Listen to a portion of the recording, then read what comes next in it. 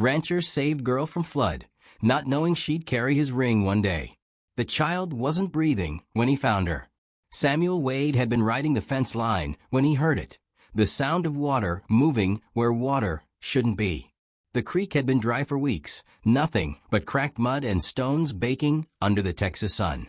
But that morning, the sky had opened up 20 miles north, and the runoff came down fast and mean, the kind of flood that didn't warn you first. He spurred his horse toward the sound, and that's when he saw her, a little girl tangled in the roots of a cottonwood tree, half submerged, her dress plastered to her skin like a burial shroud. Her face was gray, her lips were blue. Samuel didn't think.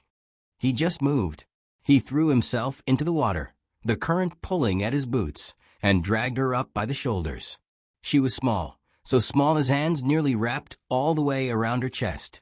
He laid her on the bank and pressed down hard, the way his father had taught him years ago when a ranch hand nearly drowned in the river. Once, twice, 3 times. Then she coughed. Water spilled from her mouth, and her eyes opened, wide and wild and full of something Samuel had only seen once before in the eyes of a horse caught in a barn fire. Pure terror, the kind that doesn't fade. She didn't cry. She didn't scream. She just stared at him, gasping, her small chest heaving like a trapped bird.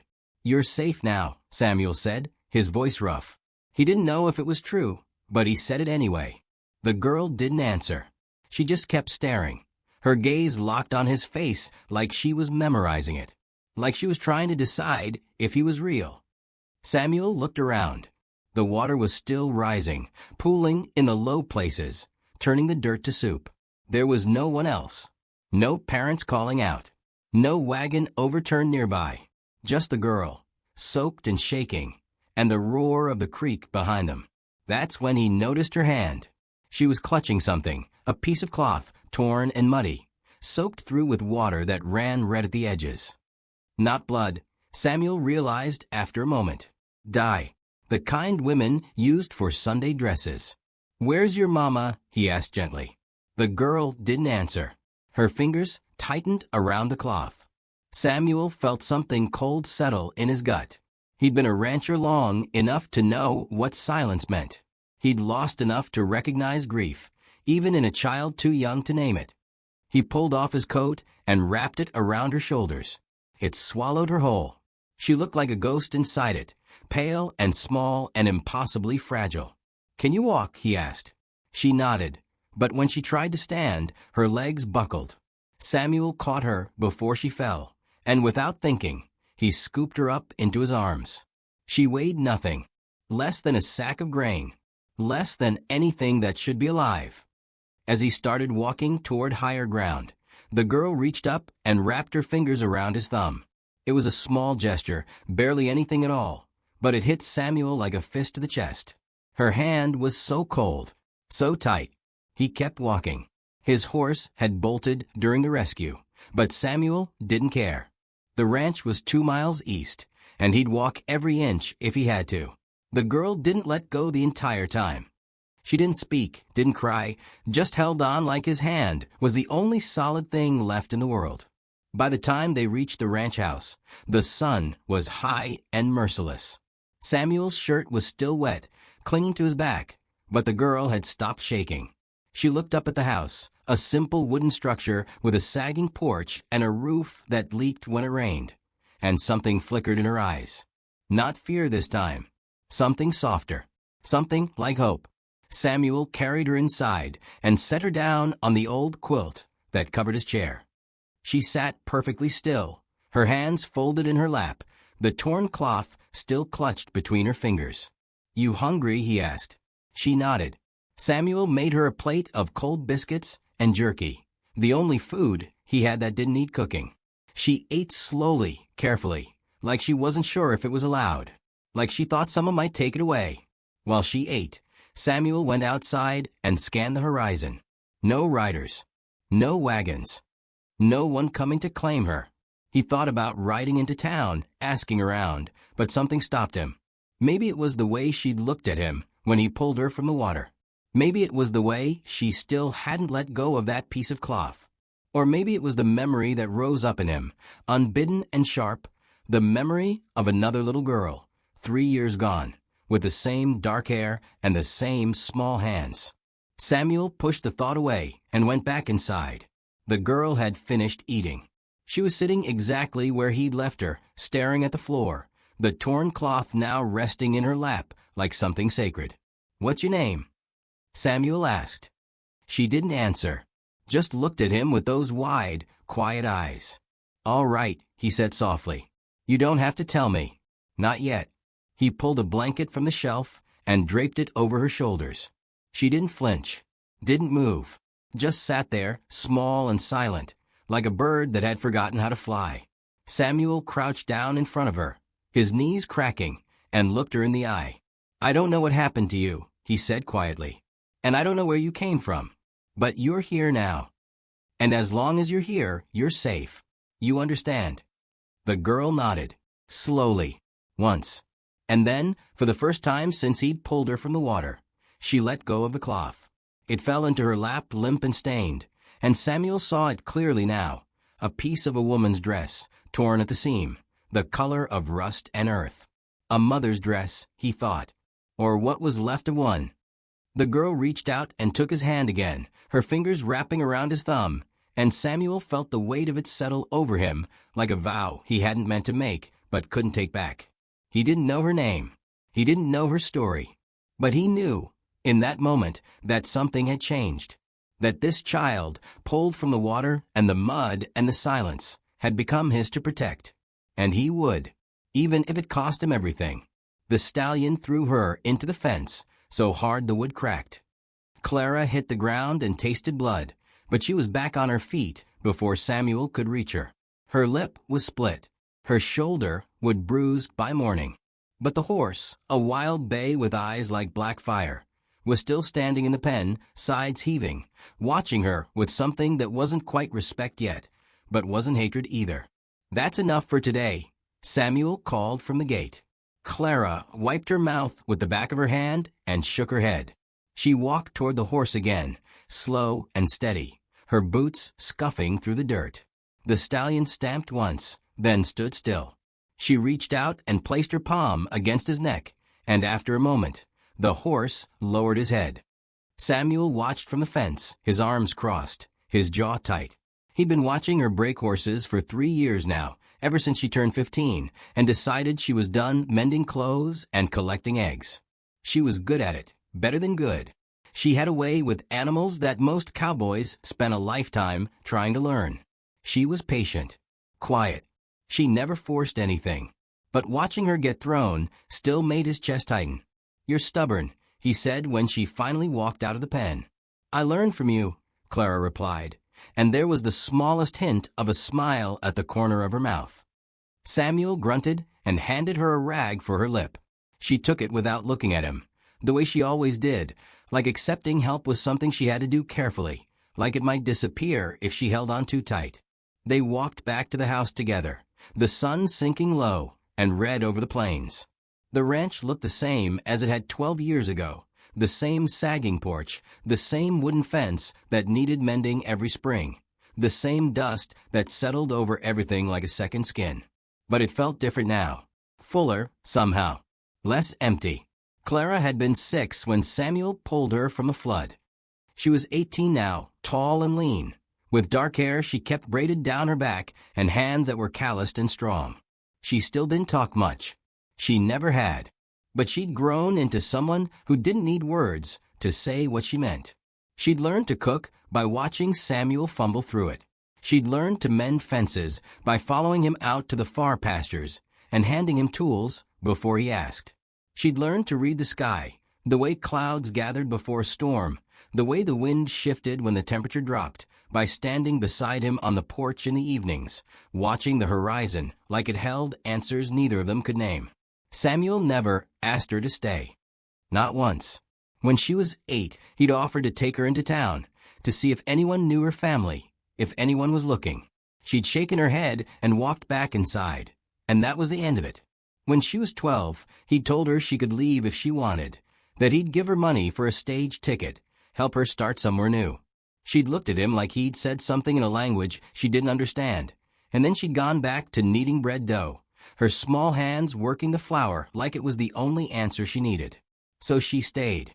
And Samuel stopped asking. Inside the house, Clara washed her face in the basin while Samuel lit the stove. They moved around each other with the ease of people who'd shared the same space for so long they didn't need to think about it anymore. She set the table. He heated the beans. She poured the coffee. He cut the bread. They sat down across from each other, the way they did every night, and ate in the kind of silence that wasn't uncomfortable, just familiar. But tonight, Clara kept glancing at him. Samuel noticed. He always noticed. But he didn't say anything. He just ate his beans and drank his coffee and waited, because he'd learned a long time ago that Clara spoke when she was ready, not before. Finally, she set down her fork. "Do you ever think about leaving?" she asked. Samuel looked up, surprised. "Leaving where?" "Here. The ranch." He frowned. "Why would I leave?" Clara shrugged, her eyes on her plate. "I don't know. Maybe you get tired of it. The same work every day. The same fences. The same sky." Samuel was quiet for a moment. Then he said, "I thought about it once. Long time ago. What stopped you?" He looked at her, then really looked at her, and something in his chest twisted. "You did." Clara's gaze lifted, sharp and sudden. But Samuel just shook his head and went back to his coffee. "You were just a kid," he said quietly. "Didn't seem right to leave you alone." Clara didn't say anything. She just stared at him, and Samuel could feel the weight of it, the way her silence could hold more than most people's words ever did. "I remember that day," she said finally. Her voice was soft, almost hesitant, like she was touching something fragile. "The flood." Samuel's hand tightened around his cup. He didn't look at her. "You were real young." "I remember your voice," Clara continued. "You said I was safe. You said it like you meant it." "I did mean it." "I know." She paused, her fingers tracing the edge of her plate. "That's why I stayed." Samuel didn't know what to say to that. He'd never been good with words, not the kind that mattered. So he just nodded and finished his coffee, and Clara went back to eating, and the silence settled over them again like an old blanket, worn but warm. Later that night, after Clara had gone to bed, Samuel sat on the porch and stared out at the dark plains. The wind was picking up, carrying the smell of rain from somewhere far off. He thought about what she'd said, about remembering, about his voice, about staying. He'd told himself, all those years ago, that he'd saved her because it was the right thing to do. Because someone had to. Because he couldn't save his own daughter, but maybe he could save someone else's. But somewhere along the way, it had stopped being about saving her. She'd save him too, in ways he didn't know how to name. In ways that made the house feel less empty, the work feel less heavy, the silence feel less like grief and more like peace. Samuel pulled out his pipe and lit it, the smoke curling up into the night.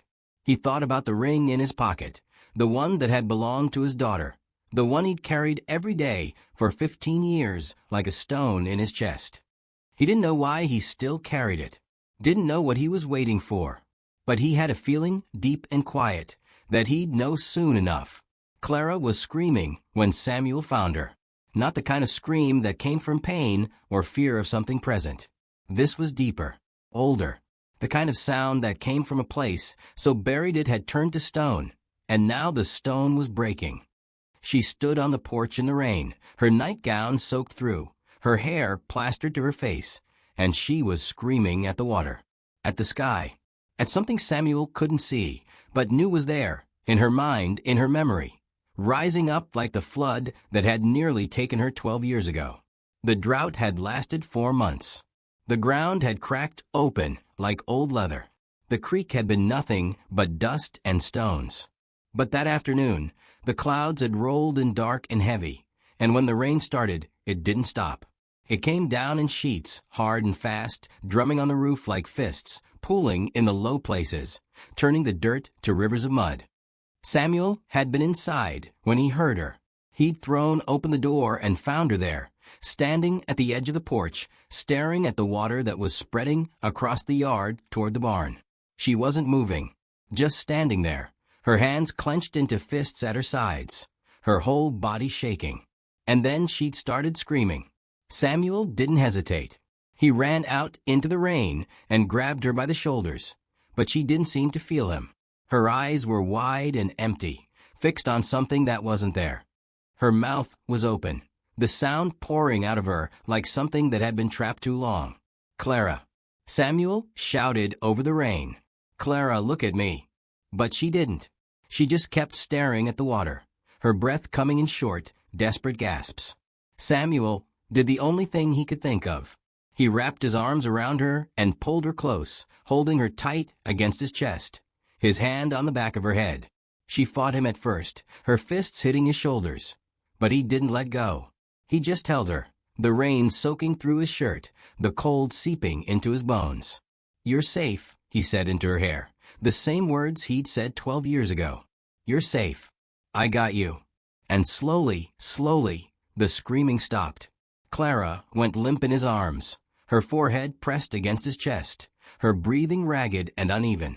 Samuel felt her hands clutch at his shirt, gripping it like she was drowning, and he was the only thing keeping her above water.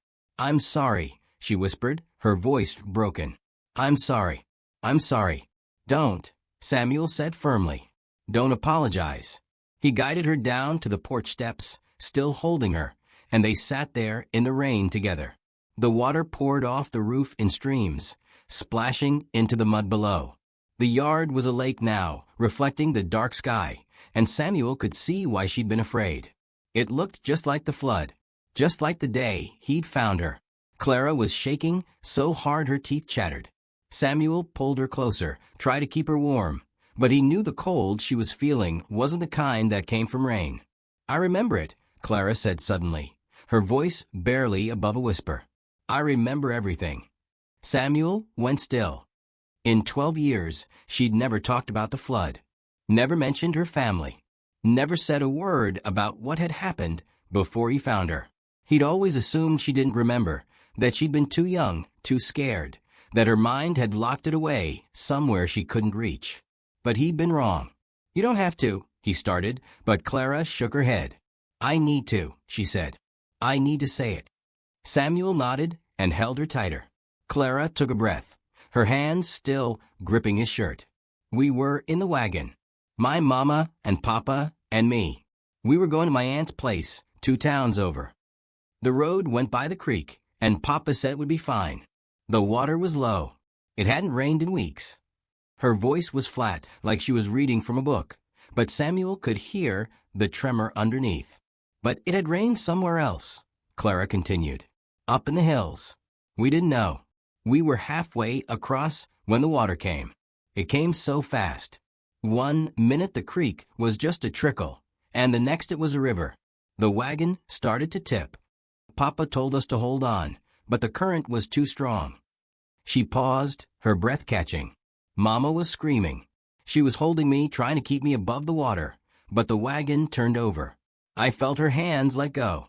I felt Papa grab my arm, but the water pulled me away. I tried to hold on, but I couldn't. His hand just slipped." Samuel closed his eyes. He could see it now, in his mind. The wagon overturned, the water churning brown and violent, a little girl's hand reaching for her father and finding nothing but air. "I went under," Clara said, her voice breaking. "I couldn't breathe. I couldn't see. Everything was just cold and dark and loud. I thought I was dying. I thought that was it." "But it wasn't," Samuel said softly. "No," Clara whispered. "Because you came." She pulled back just enough to look up at him, her eyes red and swollen, her face pale in the dim light. "I heard your voice before I saw you. You were yelling something.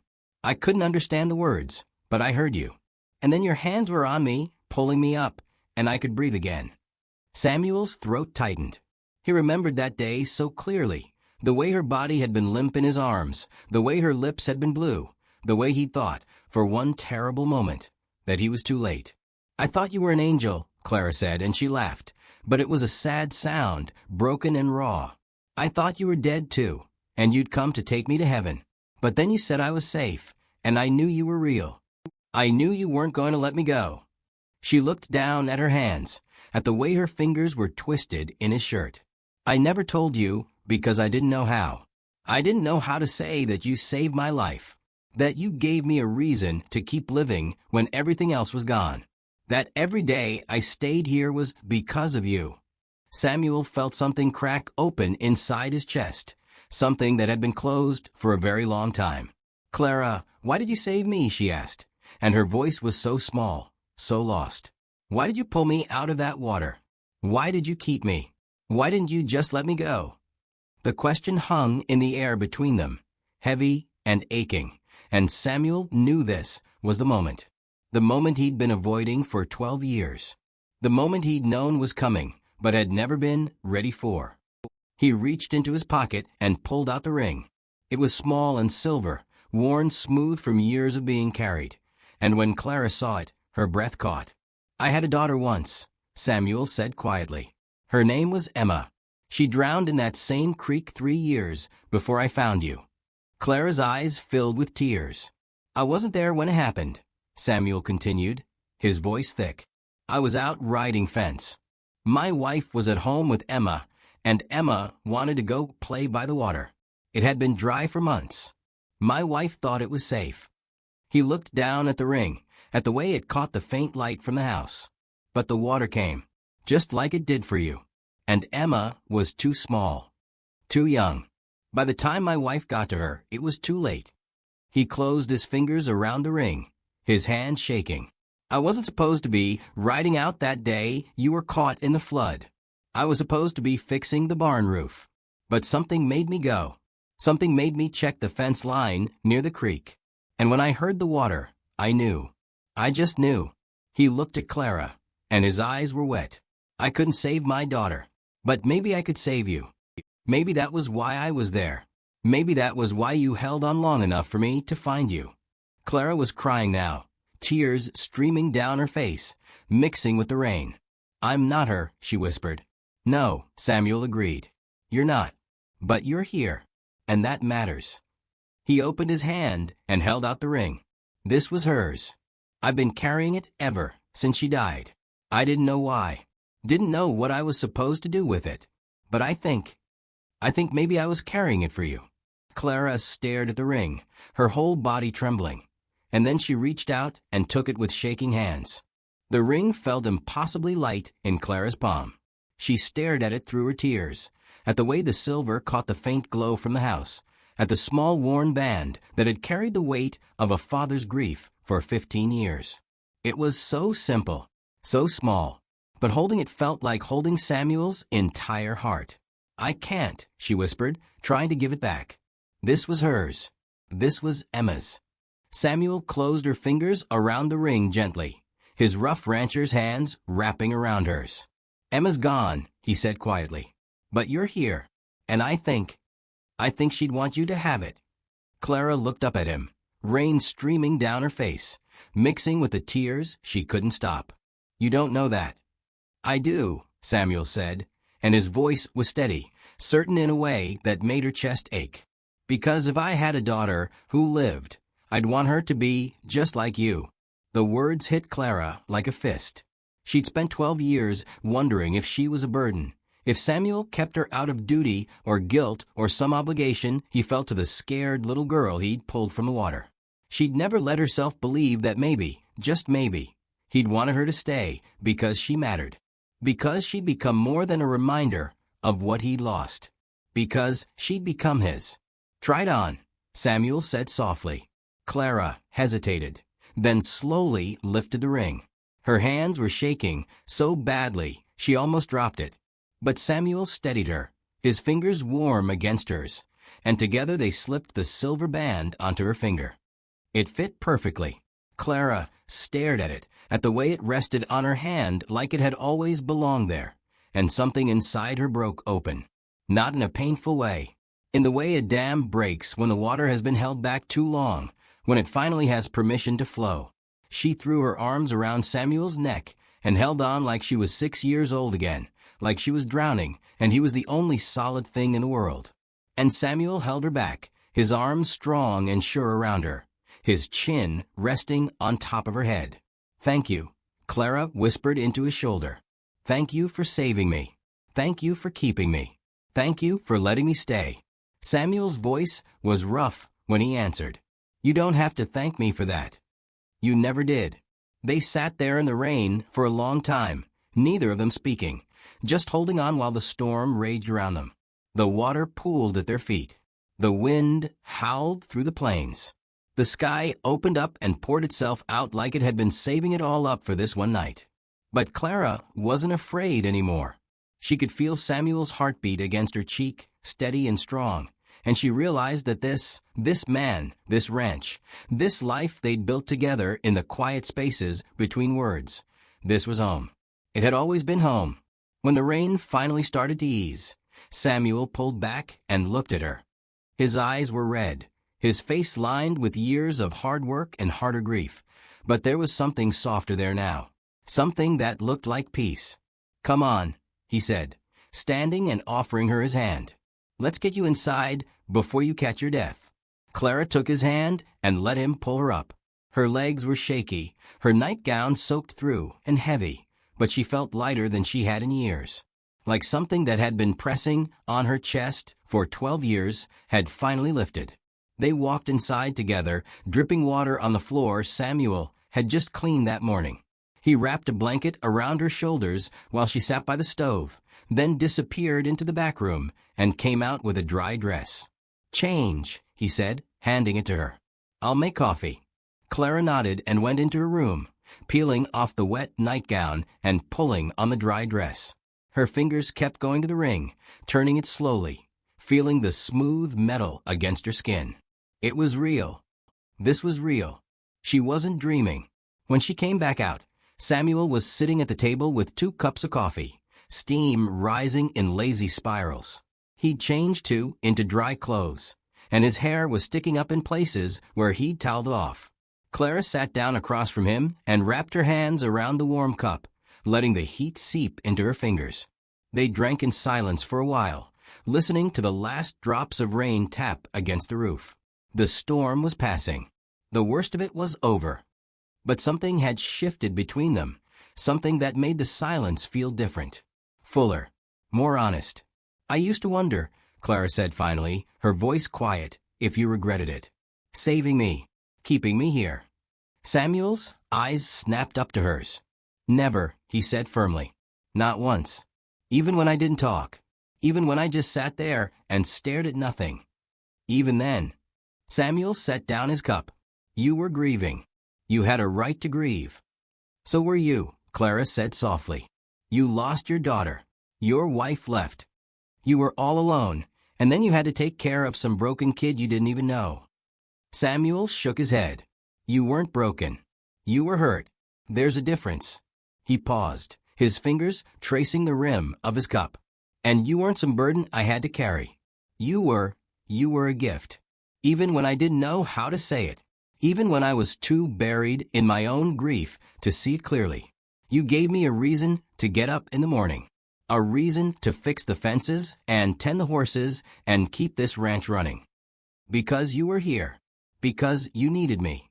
He looked at her then, really looked at her. And Clara saw something in his eyes she'd never let herself see before. Love. Simple and quiet and deep as the earth. But it wasn't just that, Samuel continued. Somewhere along the way, I stopped needing you to need me. I just wanted you here. Because you made this place feel like home again. Because you made me feel like I wasn't just surviving anymore. Like I was living. Clara felt the tears coming again, but this time they didn't hurt. This time they felt like relief. I don't know what I would have done without you, she said, her voice breaking. I don't know who I would have been if you hadn't pulled me out of that water. If you hadn't let me stay. If you hadn't taught me that it was okay to be scared and okay to hurt and okay to keep going anyway. You would have been fine, Samuel said gently. You're stronger than you think. Maybe, Clara said. But I wouldn't have been happy. And I wouldn't have known what it felt like to be wanted. Not just needed. Wanted. Samuel reached across the table and took her hand, his thumb brushing over the ring on her finger. You've always been wanted, Clara. From the day I pulled you out of that creek. I just didn't know how to tell you. Clara squeezed his hand, and they sat there together, the coffee cooling between them, the rain finally stopping outside. The night was quiet now, the kind of quiet that felt like an ending and a beginning all at once. "What happens now?" Clara asked after a while. Samuel smiled, just a little. "Now we keep going. Same as always. We fix the fences. We tend the horses. We watch the sky and wait for the next storm." He paused. "Together." Clara nodded. And for the first time in 12 years, she felt like she understood what that word meant. Not just two people living in the same house, sharing the same space, but two people who'd found each other in the wreckage and decided to hold on. Two people who'd lost everything and built something new from the pieces. Two people who'd become family.